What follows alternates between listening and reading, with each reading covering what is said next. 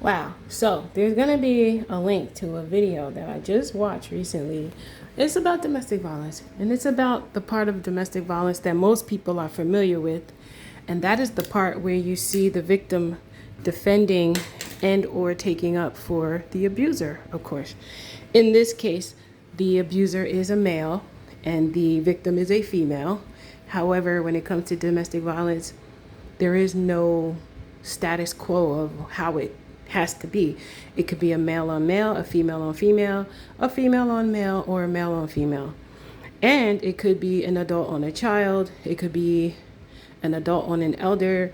It could be a stranger to a stranger. Domestic violence is not centralized only in man or woman abuse like most people assume. Domestic violence is a bigger and broader thing. In this situation, in a nutshell, you have to watch it. I'm not going to give you all the gory details, even though I like spoilers.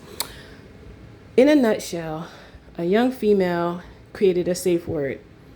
Everyone who has been through domestic violence and has gotten counseling, they know that there are different strategies to help a victim become a survivor. In other words, to help a victim get away from the abuser and to not have to endure any further abuse anymore in their life from that person. In this case, the tactic of a safe word was being used. Now, I really don't like to give away the tips because we know that abusers watch it and they go, oh, so this is what they do. Under no circumstance should you give up your safe word to your abuser. Make up a safe word, but don't give your real safe word to your abuser. If you're ever put in a tight situation, gun to your head, knife to your throat, threatening to hurt you and or anything you love, you can give up a safe word, but don't let it be the real one. Give them any word off the top of your head, but not your real safe word. Got it? Because then they will know if you use your safe word, they will know if they're in your presence, they will know, and they will act accordingly. In this case, this guy, he turned out to be very violent. When we see him getting arrested, he acts really civilized and he tries to speak really proper, but he's actually an extremely violent person, putting a knife to this woman's belly in a public place. When you get abusers that are comfortable, first of all, you get an abuser that's comfortable abusing, that's already a red flag. But when you get an abuser that's comfortable abusing in public places, that is definitely a psychotic abuser. That is a high-end manipulator. That's someone who they don't think that the law can do anything to them. And then you have the ones that are really, really, really just mental. And when I say mental, I'm talking straitjacket mental. Those are the ones who are willing to hurt and kill that person and then hurt and kill themselves. So this guy hasn't reached the level of mental, but he's definitely a psychotic abuser to where he has been doing things. Now, me, because I've seen it so much, I knew that she was in a very tight spot because she was getting angry with the officers. And the officer was wonderful in reading that when he said, now, the other night when we were here and he was beating you up, you were happy to see us. Now, all of a sudden, you're not happy to see us. That's always an indicator because at that point, she's afraid that her abuser hears the conversation. She's afraid that the abuser thinks that she's going to snitch and rat him out. So she's not willing to take the chance in case if her abuser comes out at that door. A lot of people who are in abusive, especially physically abusive situations, they are afraid of their abusers in front of the police. You can have any kind of artillery, dogs, mace, clubs, guns, whatever. What they have endured from their abuser has their mind so clouded and so foggy, they cannot believe that you can save them even in that moment, especially if they've endured a lot of abuse or a multitude of types of abuse or a duration of time. And one of the biggest reasons for that is because they are manipulated to not trust anyone. Because of the abuse they endure, not adore, definitely don't adore the abuse, they get to a point where they can't trust anyone. even who they would like to trust, they can't, because they have already had someone that they thought was close to them, someone that they thought they could trust, become a betrayal in their life. And that is, for anyone, very hard to deal with. So you have to understand that I'm definitely not justifying her action. She was wrong in every way. At any point in time, if you are in a domestic violence situation and the police are in your presence, especially they are armed and they are ready for whatever, do not pick your abuser over the individuals who are risking life and limb to help you get away from a sticky situation. Do not do that. If anything, you whisper and say, I'm scared. I think this person's going to come and get me. Please get me away from this area. But don't go into a hiatus. She went into a hiatus. You have to watch the video. She went buckball crazy, and that right there was red flag. That was all red flag behavior. And even though she may have thought she was protecting him in that moment, she may have thought, yeah, I'm going to start talking law. It didn't help her, because all that did was it made the officer say, this makes no sense at all. You're in domestic violence. You have orders against this guy. We have reason to believe that he's in your home. Your mom gave us permission to check on you via your safe word method. We have to, by law, we can't leave until we check your house anyway.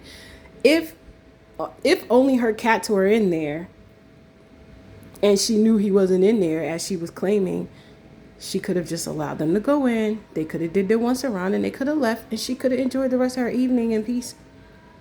But because she was so, no, you need a warrant. You want to know how come? Because abusers, they manipulate law into these people's minds, into the victims' minds. They'll sit back and tell them, yeah, they can't come up in here without this and without that. Listen, when it comes to domestic violence has different laws that override some of the typical laws. Like if you're just selling drugs, you prostituting people out of your house. It's different kinds of levels to these laws, where there are loopholes where yes, they can come in there, and yes, they will, especially if they believe that someone is in immediate or innate danger. So with this young lady, and I pray for her that she never goes back to him, because at the end, I know y'all don't like spoilers, but at the end they were talking about how he put a knife to her at a Wawa. This guy, he has his mind set to kill you. And all it takes is for you to keep being around him. It's not about if he's going to do it. It's about when he feels he can pull it off, or when he's had enough to, he doesn't care about the repercussions. He's like, just going to do it. It depends. If he goes mental and he doesn't care and he's like, man, I'm going to kill her and myself, you understand, or himself, kill her and himself. That's when he reaches that mental level where it's like, okay, he went haywire and he doesn't care about what's going to happen. So my advice for anyone, male, female, young, old, is yes, you do need to stand tall and stand firm against your abuser. And I will say abusers, because usually an abuser has other people that can help them and that do help them.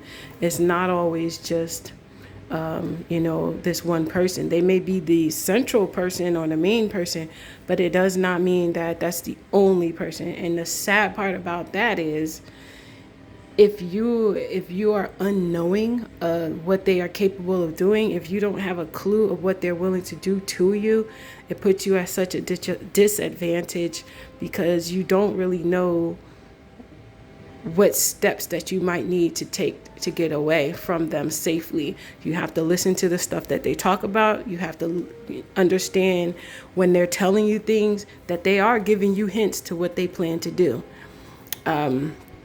When they're belittling you, calling you dumb, calling you stupid, they are trying to make you believe that you are mentally incapable of figuring out how to get out of the situation.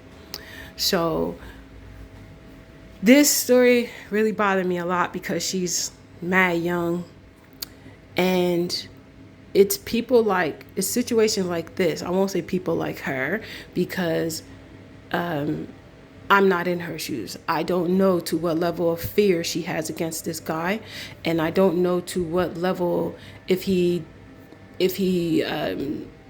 manipulated her to think, oh baby, you know I love you. You know it. Come on now, we don't gotta be arguing and stuff. Let's stop that, because that's what they do. They restart their cycle. They go back to the nice, sweet, endearing person that they were, so that way the victim can calm down enough to trust them and let them back in.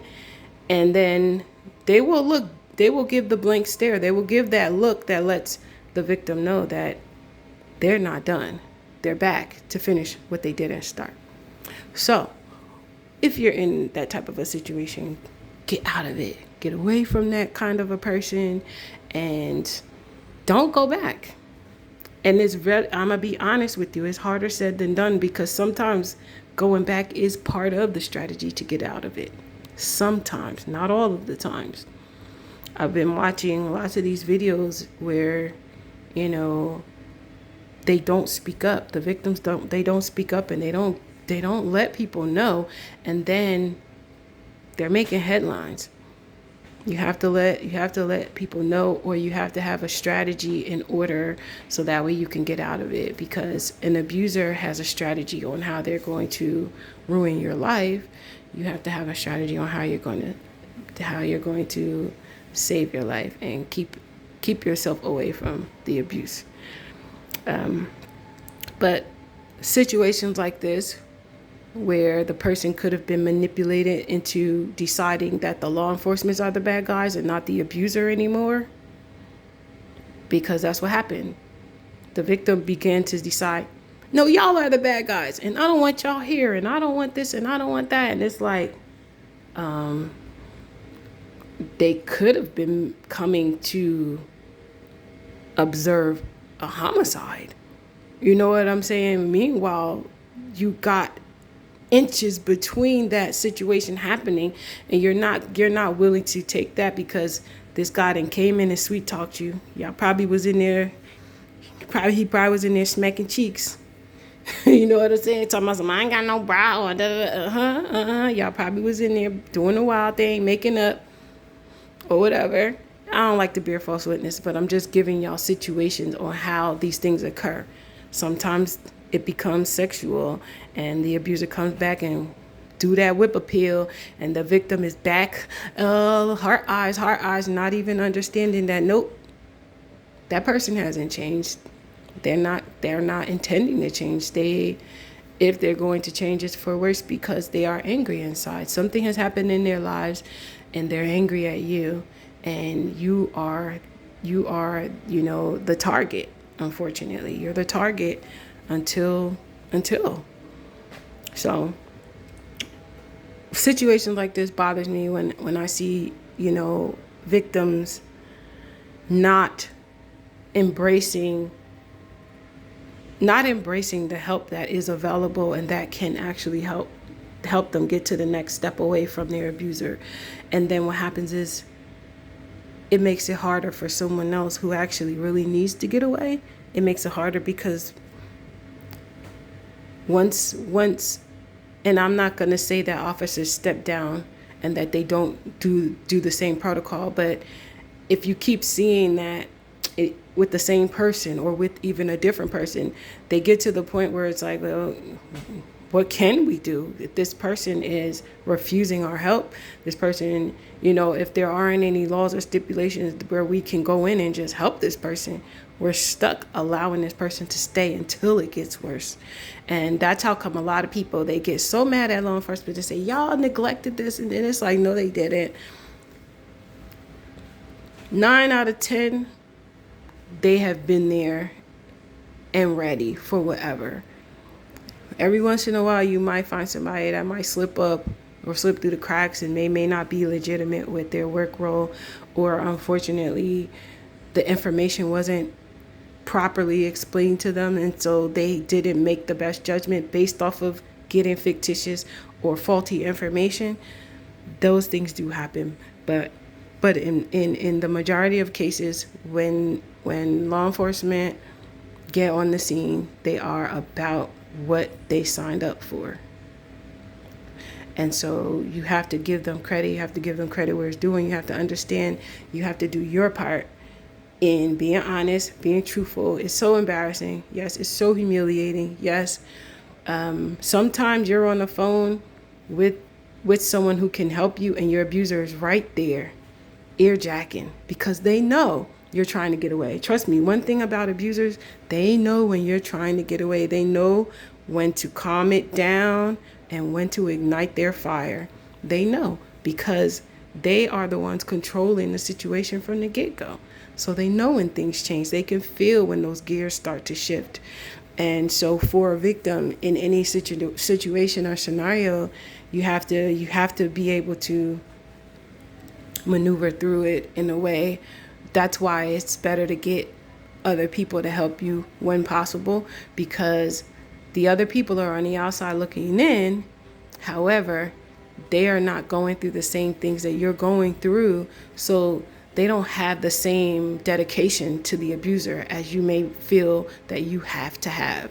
They will be like, that doesn't sound right, or that's not proper, and then they'll step in accordingly and help you make the proper decisions.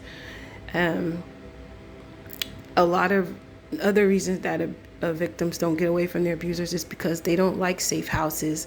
They don't like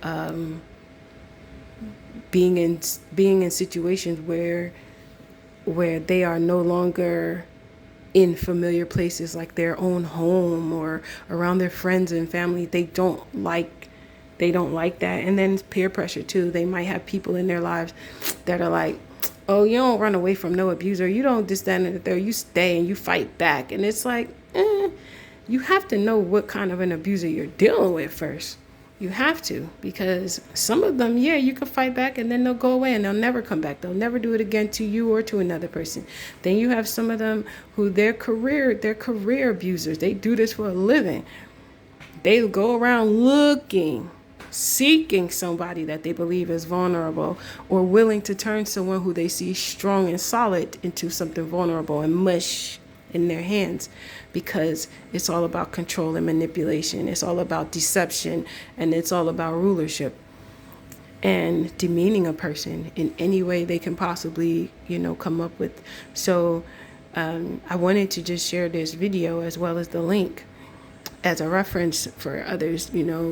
If you look at these videos and train your mind on what you would not want to do if that were your situation.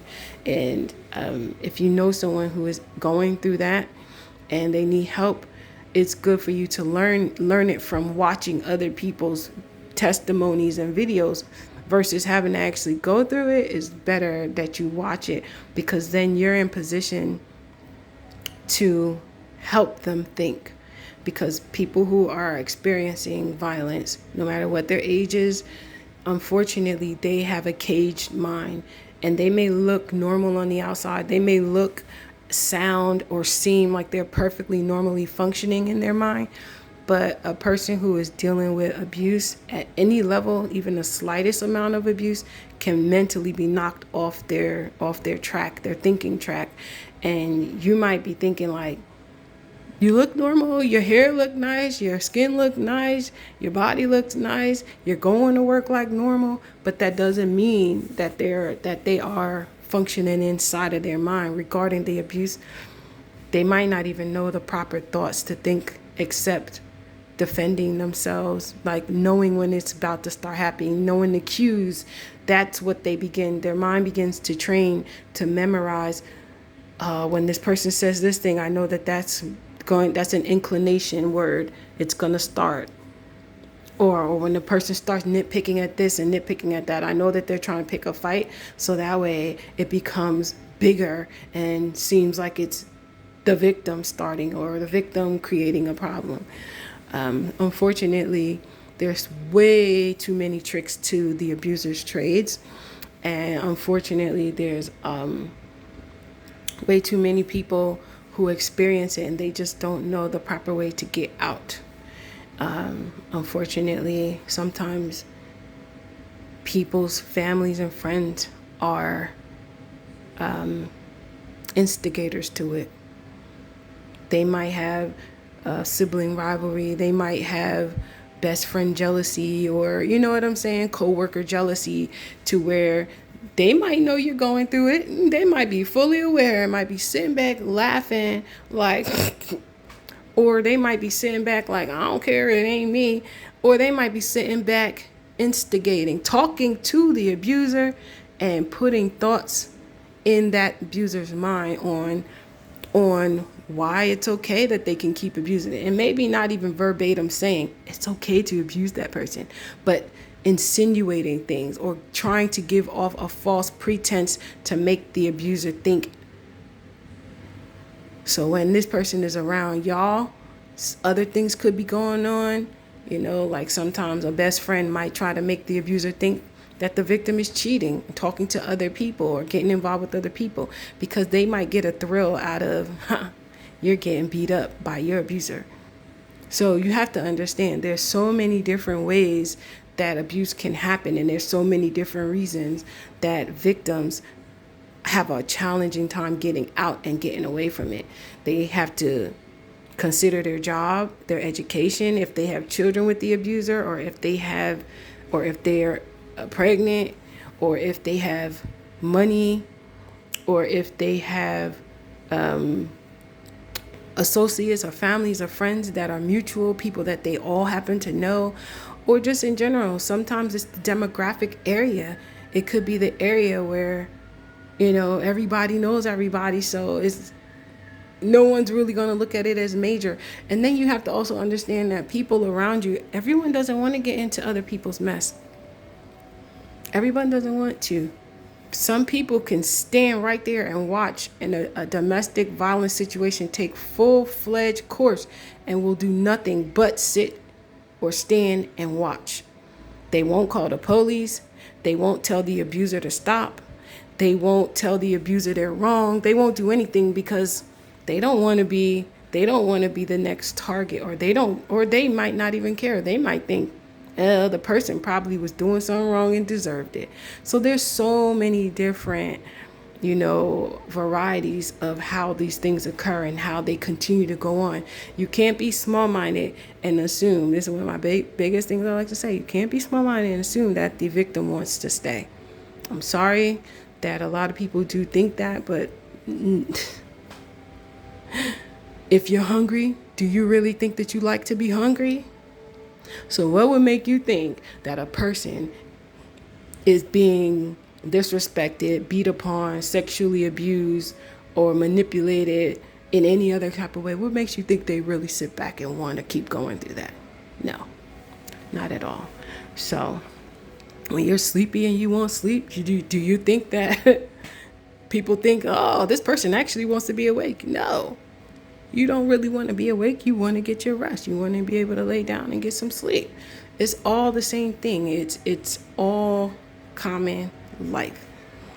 So remember, I just had to talk about that because that video, oh my gosh, it had me like, I wanted to jump through that phone, and then oh my God, the way she was talking to her mother. I'm from the old school. No, you can't curse at your mother. No, you can't raise your voice at your mother, your father. No, that stuff is a no. It's not acceptable behavior at no point in time. If you feel your parent is being disrespectful, you take a deep breath and you say, I understand that I'm your child, or something along the lines, right? But you're disrespecting me now. And I do want to yell, and I do want to scream, and I do want to be out of pocket with you, but I'm not, because I know better and I was raised better than to do it. You gotta step away. It's not about being the bigger person. It's about you are still your parent's child, and you need to stay in line. Stay in line with who you really are, and stop thinking because you done growed up. You growed up, but your parent growed up too. The age gap still remains. The age difference still remains. The factor of order of how you came into this world still remains. That is still your parent. You are still their child. So while I seen this video and she on the phone in front of the police, in front of those cameras, just cursing her mother out, and yeah, I'm cursing at you and I'm gonna curse at the cops too. I'm just like, honey, she lucky that that lady officer only slammed her. That's the reason why I say I can't become no police, because I think I would be like, yo, better stop playing with me. And I understand they go through a lot of different tactics that help keep them from snapping on that level. But my gosh, it's a really good idea that they began to do the body cams, not even just for civilians' sake, but for the officers' sake. Because I be watching these videos, a little off topic, excuse me, and I see, I'm just like, you see the behaviors, how the civilians that are getting in trouble, they become erratic, but they've done mad stuff wrong, and the officers be mad calm and just mad respectful, and then you just notice the civilians going buckball bucket crazy, and it's like, what is wrong with you? You can't go around deliberately breaking the law, and they're trying to explain that to you, and they're trying to minimize you getting extra charges by being considerate, and then you just going off on a limb instead of understanding, like, all right, fine, but I'm glad that they have the body cameras, because it was this one video I saw, and the girl was going so crazy. She was under the influence of alcohol, and she was just going so super crazy. And if I had walked past and I saw her, the way her body was moving all over, and she was very adamant about hurting the officer that was trying to settle the whole scenario taking place, I honestly would have thought that he was roughing her up. I would have thought that the officer was at fault, because she was just going crazy. And then I noticed that some of these videos, these people be schizzing. And not like on a schizophrenic level, but they be schizzing. Like, they be geeking. They be like, this one lady, she was like, the officer said, put your hands up. And she's like, I don't want to get shot. Oh my God, I'm scared. Ain't no officer was trying to shoot her. No officer was even threatening her. They were just trying to tell her that they believed that she was driving under the influence of something, because they could smell, intoxication, and because she was speeding up the road. She was snapping, and she turned something that could have been so minor into something so major, and I was just watching like facepalm. Like, this is crazy. But back to this story. Yeah. This is, I wanted y'all to watch this, because this is a prime example of how sometimes victims, they mess up the security for other people. Now her abuser knows that there's a tactic, a safe word tactic, and it's okay. I mean, honestly, most people know about safe words and safe houses for domestic violence victims. So it's not rocket science, because abusers, that's what they do. They look for victims, and they look for people to re-victimize all the time.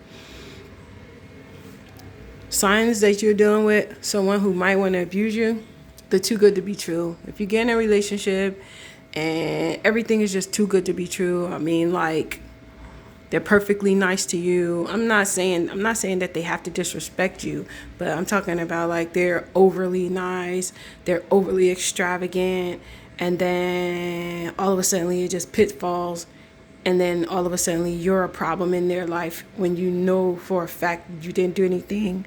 Other signs is noticing that lots of other outside people are very, very interested and all trying to be all in your business, that may be mutual to the abuser or even mutual to you both. Signs. And I'm gonna give you one more sign of an abuser is if you ever look at the person who is or will become the abuser, and you notice they always side eyeing you, like, you know what I mean? Like that. They look at you with distaste or disgust, or like, who do you think you are? If you ever can catch that, and trust me, anyone who's ever been in that situation, they will always see that look on an abuser. And they looking at you with the side eyes. They cock up their face at you like, who you think you are? Like, yo. And they're doing that to you. That's how you know that is an abusive person, because they already, in their mind, have envisioned who you are, how you are, and how they want to take you out or bring you down to a level that makes them feel good, so to say. So thanks you all for listening. Shout out to anyone who has ever gone through domestic violence and has been able to recuperate their lives and recover from it. There are so many different outlets. You can read books, you can join groups, you can create groups, you can create missions. You can share your story. I mean, one of the biggest ways of helping yourself is to share your story. Share your truth, not your story, not something that's made up. Share your truth. No matter how humiliating it is, no matter how embarrassing it could be, share it. Because when people realize, well, wait a minute, people were doing these things to you, you will be surprised how many people will come to support you and to have your back and help be on the watch and help you identify. Because people who get in abusive situations, they tend to get back in them, maybe not with the same person, but with another person with the same kind of intentions, because abusers look for people who have been abused. They look for them, and there's certain characteristics that they carry that can be sniffed out by an abuser. But anyway, on the bright side of things, there is life after abuse. If you're someone who's ever gone through it, you can regain back your life. You can regain back your identity. All you have to do is, first of all, remember that you are someone, that you are loved, that you are an important person in this world, no matter what someone has told you, no matter how someone has treated you. And you have to also understand that the abuser has problems that need to be addressed themselves, and that it's not your problem at all, no matter how meticulous they are or were in making you feel like it is your fault. And don't blame yourself for sticking around for any amount of abuse. Don't say, well, I made the decision, because if someone is deceiving you and someone is misrepresenting themselves, you might pick them off of the basis of what you think they are, not because that's who they really are. So you can't really truly blame yourself, because you're making a decision based off of falsehood that you were not aware of at the time. So don't be so hard on yourself, and don't beat yourself up about it, because it's really not your fault. We do have a lot of people who have their own issues that have not been addressed. And if you're watching this video and you happen to be an abuser and you really want to stop being an abuser, there is help out there for you. In all honesty, there is help out there for you. You literally can begin yourself telling the stories of the abuse that you've inflicted on others, not to brag, not to boast, not to incriminate yourself, but to clear your truths and say, I did these evil things to another person, and that's not who I want to be. You have to tell yourself that, and you have to realize that if you truly don't want to be that person anymore, you can stop being that person. You will see yourself not be abusive. It shouldn't have to take you to go to jail or prison and people have to approach you about it, and it shouldn't have to take you to be on these streets and somebody's family members or friends or community people have to approach you about it. It shouldn't have to take your victim to get so fed up that they have to approach you about it. You should be able to look within yourself and say, I know what I'm doing is not right. You should be able to look within yourself and say that you know you are doing something wrong, and that you don't want to do it, and that you want help and you need help. Seek a counselor, seek a therapist, talk to somebody who has a sound mind, somebody who is not about to be like, yeah, you should have just did that, or yeah, ain't nothing wrong with that. I slap my person around, or do this, that, and the third, da da da da. Because they might not even want you to have freedom. They might want you locked up in a cage. They might want you catching charges. They might want you to get bodied by somebody. They might be an abuser. Trust me, if they're an abuser, they're abusing you by teaching you, yeah, keep going out there and doing it. You're already in your own vicious cycle. So if you are someone that is an abuser, or if you're a victim and you realize you're becoming an abuser, because you have to understand, self-defense and abuse are two different things. Self-defense is when an abuser is coming at you and you literally have to take means to protect yourself, and then you stop. You don't try to take the life out of them, and you don't try to keep it going and keep it going. You just want to fend them off enough to get away safely. That's self-defense. But becoming from victim to becoming abuser, that's a whole nother plateau. When you get set in your mind, oh yeah, they did X, Y, and Z to me, now I'm going to do X, Y, and Z to them. Now you are becoming them. And they sometimes want that. An abuser sometimes want that. Don't allow yourself to become an abuser. Don't keep doing tit for tat. Get to the point where you say, you know what? I don't want to go through this. No. So anyway, kudos to the officers in the video. Y'all were immaculate. I love the tact. I love the level of patience and minute humor that you kept, because it was funny. I'm sorry. The officers be so funny when they be responding, because they also always respond in a matter-of-factly way, like, matter of fact. And so I loved how well poised you all were. I loved how you all were able to instantly pick up on it. I love how fast that you came to help this victim. And I love the fact that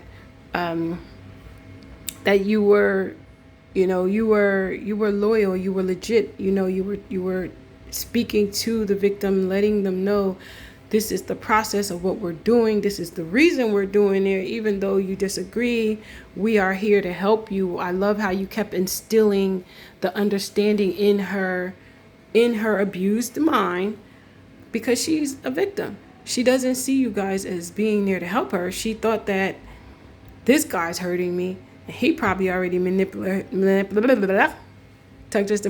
her mind to think that you all were there to make things worse. My advice to her, I don't know if she's renting that house or if she is already put money down, because 22, that's a young age to have a house, but it's none of my business. It's a beautiful home and it looks like a beautiful neighborhood. I'm sure your neighbors don't want to deal with that mess. My suggestion is to relocate. You may not have to leave the whole area, but my suggestion is to get into a new environment, away from that familiar environment, because it's familiar to him. I'm getting another zit. Put some toothpaste on it. It's a familiar environment to him, so he already knows where you are, and he probably already knows your schedule, and he probably already has an idea of what you are likely to be doing at certain times. And when his time is up, because I don't know how old that was, I wasn't really paying attention to the dates, but when that time is up, when he's released from his term in imprisonment, in jail, confinement, there's a high chance that he's coming back to you, and he's going to come back to tell you he's been corrected. And I'm gonna tell y'all right now, I tell a lot of people that get locked up or incarcerated for abuse, whether it's on a woman, a man, an elderly, a child, they do get harsh treatment by fellow inmates. And so a lot of the time they grow an even stronger resentment toward their victim, and a lot of the times they come back out ready to compensate the victim for the trauma, the new trauma that they had to endure. And so they automatically do come back, which is why you see they call these things passions of crimes and stuff. And I'm just like, no, these people be mad. They be big mad. They be big mad. You know, it's not their fault. The victim's fault. It's not the victim's fault that they had to get locked up. It's not their fault. You know, it's the abuser's fault because the abuser chose to abuse and chose to, not stop. They decided to make that their livelihood. So anyway, I will keep praying for everybody out there that might be going through it. I'm gonna keep hoping and praying that you find your reason to want to let go of it and let go, and you just understand it's not guaranteed an easy process. It's not always that you're gonna get up and walk out the door and boom, you never go back to your abuser, but it's up to you how you want to do it. Sometimes you got to leave everything behind. Sometimes you got to leave those material possessions behind and say, no, I'm out of here. I'm out. I don't want nothing to do with it. I don't care. I can rebuild. Sometimes you got to step away from the things that you know for a little bit. Sometimes you could stay right where you are, but you still have to take proper steps. Get that paperwork. I know the courts are sick and tired of domestic paperwork. I'm sorry to the judges and the officers that have to deal with that on that level, but unfortunately, it is one of the biggest and most popular crimes because it's the easiest. Domestic violence is one of the easiest crimes to inflict on people because when a person is in a home or in a living space or in any private space where it's just a car, any private space with an abuser, the abuser already feels on top of the world. The abuser already thinks that ain't nobody gonna stop them. So it's one of the easiest crimes for people to commit and on a constant basis, simply because of that alone, because it's easy. Many abusers will just do their abuse and then laugh it off. I was playing. I love you. I ain't mean that. But they meant it. They meant to do it. And they probably don't love that person. They probably just love doing that to that person. And unfortunately, when a victim is dealing with abuse, they don't really know the difference between real love and fake love anymore. They can't decipher the two because they're dealing with a person who is to some degree displaying personality disorder. They're giving them one personality and showing them another personality, and they don't know who they're dealing with. And so a lot of the times the victim is in a land of confusion, in a land of dismay. And if you can imagine waking up to an abuser, going to sleep to an abuser, or constantly having to face an abuser day in and day out, it is exhausting. It is a daunting experience. It is exhausting. It is exhausting mentally and physically and emotionally. Eventually, that wear and tear on a victim's mind, body, and soul, they can't function right. They cannot function right, which is why a lot of people who go through domestic violence, they end up having to go through mental health counseling and stuff, because they end up gaining some form of a post-traumatic syndrome disorder because everything bothers them. You know what I mean? And I'm just say in general, like, it's real. It's real. And it can be healed and it can be worked on, but it does take time and it does take patience and it does take getting away from that environment and not being in another type of similar or disruptive environment. But this world is full of that.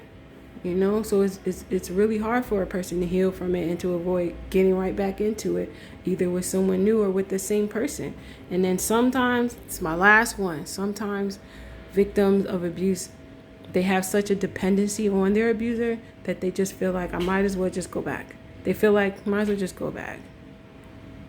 They give up. They literally give up. They're no longer worried about how it's going to hurt if they get beat on by that abuser, or if they're inflicting sexual abuse on them.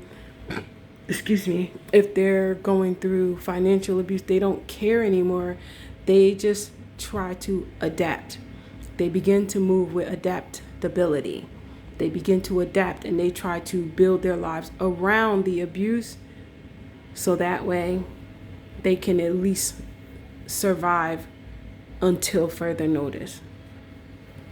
So please understand, there needs to be more intervention. That's really what I mean. Like in schools, elementary schools, pre-K, all the way up to universities, all the way up to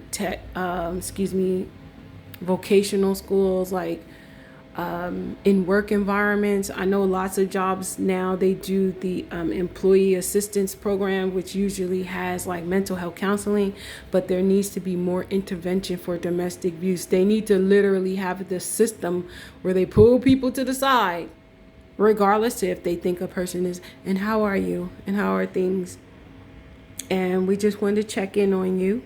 Is there anything you think you want to talk about? And managers, supervisors, business owners need to start watching your employees and look for the signs. You know, do you have an employee coming in with a shiner? What's going on? You have an employee coming in and their hygiene ain't right, but their personality is. You have an employee coming in and something just seems off. They seem a little distraught. You have an employee that's come in and they always come in high strung, like they angry or off the influence of something, and they're always angry. Or their topics they talk about. Is it disrespectful topics? Is it, sensationalizing things that the common person would find kind of disturbing? You have to look for that, because you might be able to not only identify a victim, but you might be able to identify an abuser, because abusers have jobs too. They have careers too, and abusers can be at entry level all the way up to corporate level. There is no face to victim. There is no face to an abuser until you identify who they are. So anyway, I just have so much love. I have so much passion for anything that I talk about. So I when I watched this video, it just gave me a plethora of thoughts, and it invoked so many things. I have this domestic violence workbook that I've been working on for eons of years that I'm looking forward to putting out. And I have to be strategic about it, because it's designed to help both a victim or an abuser, anyone and people who are observers to it. It is designed in a way that it can help even the everyday cup of Joe who may have never been through any real domestic violence or any heightened level of it, and be able to get through the book, to learn how to identify it properly, and to know some of the key factors in helping someone, whether they are an abuser or a victim. Because in my life, thankfully, I've been able to help both. I've been able to help abusers realize you are an abuser and you need help. And you need to stop. You can't abuse this person. You can't do that. The repercussions are very, very high for what you're doing. And I've been able to talk to victims and say, you don't deserve that. No one, your mother and father didn't birth you into this world for you to be disrespected. No one has been brought into this world to be mistreated. It doesn't mean it's not going to happen, right? But there has to be a line drawn, and not around your body. it has to be a line drawn and say, do not cross those boundaries with me. So I really, like I said, I'm really passionate about anything I speak on, from literally any topic. If I talk about it, I get engulfed in it. But that video, like I said, it just sent off all kinds of thoughts, all kinds of, it just radiated, speak to someone, whether they want to listen or not. Just speak, and we'll go from there. I am appreciative to YouTube. I'm appreciative to the station. Please forgive me that I can't remember the name right now, because I watch so many different stations and channels, but I'm going to subscribe to your station based off of this video alone. I'm appreciative to you being transparent and sharing this, because when I'm watching these videos, I'm watching it from a psychological point. I'm not watching it from a survivor's point. I'm not watching it from, a victim's point. I'm watching it from a psychological point, and I'm trying to understand the psychological status of everyone involved. What psychological experience are the officers having to come to an unfamiliar turf, as far as someone's personal home, and to be told one thing, and now you're speaking to a victim who's saying, nope, that's not the case, and then becoming irate about it, when they're just like, we're just here to help, and really we can just leave. We just, per protocol, we just need to go through your house and make sure everything's Gucci and we out. So her heightened behavior were all red flags. It gave them the understanding, and they were able to, they made a just decision. And when she started running off about a search warrant, they made the call. They like, you know what, we don't want to make any bad decisions. So, because in those type of fast thinking moments, you're not really thinking about, are we also breaking some laws? They're thinking about, listen, we don't want you to get hurt. It's more expensive if you're deceased than it is for us to just lock this guy up or the perpetrator up.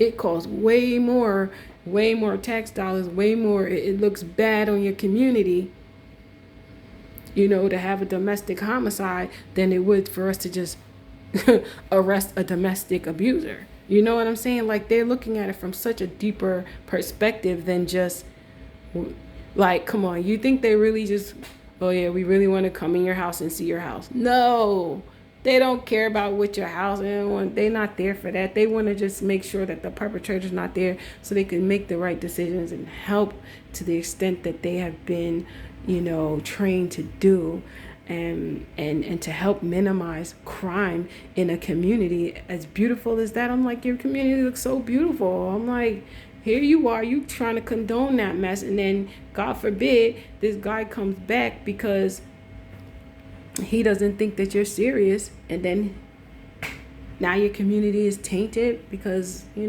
didn't want to adhere to the procedures that were put in place to help you. Again, it doesn't matter what your gender is, it doesn't matter what your age is, it doesn't matter what income classification or lifestyle or hobbies that you have, whether you are whether you consider yourself somebody or not. Abuse can occur in anyone's life, and it can occur at any time in someone's life. And so again, like I said, if you somebody may be experiencing it, or even if you just think, go online and just search up domestic violence quiz or something like that, and just answer the questions as truthfully as possible.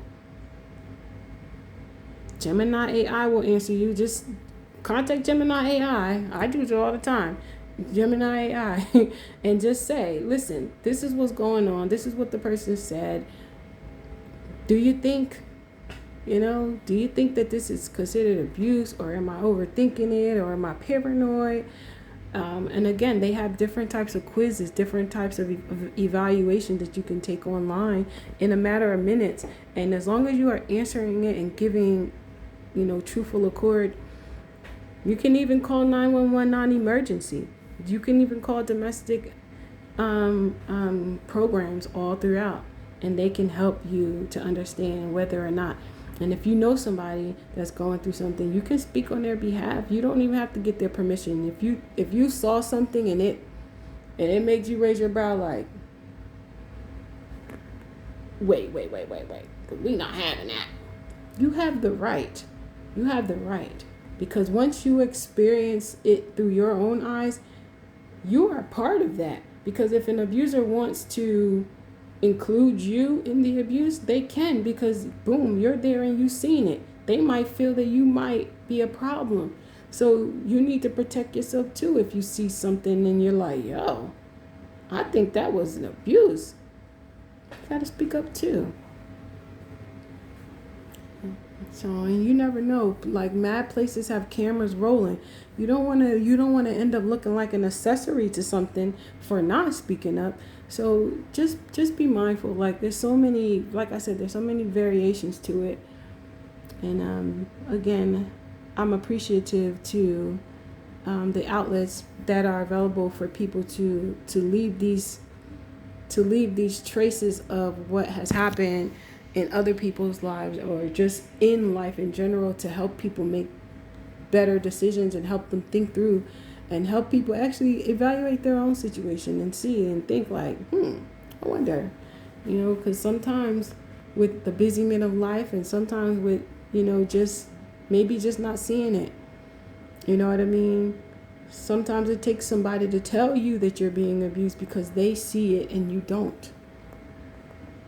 Yep. And sometimes, like I said, especially people who are in the younger age categories, they don't look at it as abuse. They just figure if someone hits me, I hit them back. They don't think it's abuse. Someone calls me a name, I call them a name back. They don't think it's abuse. They just think of it as like, no, and I'm standing up for myself. I'm like, yes, you are standing up for yourself. However, it doesn't take away the fact that it's abuse. And if you deal with it enough, you may become the aggressor. You may become the one who takes it a little too far. So, just learn how to alleviate that type of talk and behavior from your life altogether by just putting your foot down when you feel that someone has crossed a boundary. Always have boundaries. And if someone crosses those boundaries, they have to understand that you have the right to set boundaries and to have an expectation of people to, adhere to those boundaries. They don't have to respect you, because we live in a world where people gonna do what they want. But they do have to understand that if you cross my boundaries, I have rights as well here on earth, just as you do. So shout out to everybody. I hope you have a beautiful and fulfilling week. And just have fun. Be sure to check out my new book, Two Nuts and a Screw. It is now on Kindle and Amazon, all marketplaces. And I hope you all will. If you have a Kindle device, you can read it for free. All of my books that I have are for free. If you want to purchase it and support what I'm doing, thank you. I do get royalties from that. And I also get royalties if you decide to purchase it from my Amazon marketplace. And it's not about getting money for me. It's about sharing my work of art and being appreciated for what I do. Me appreciating what I do. It's not about no one else. And I really hope that, like my other works of art, that it touches people's lives and helps them in magnificent ways. I thank you all for taking the time to watch this video and listen, and I hope you enjoy this beautiful day. Peace.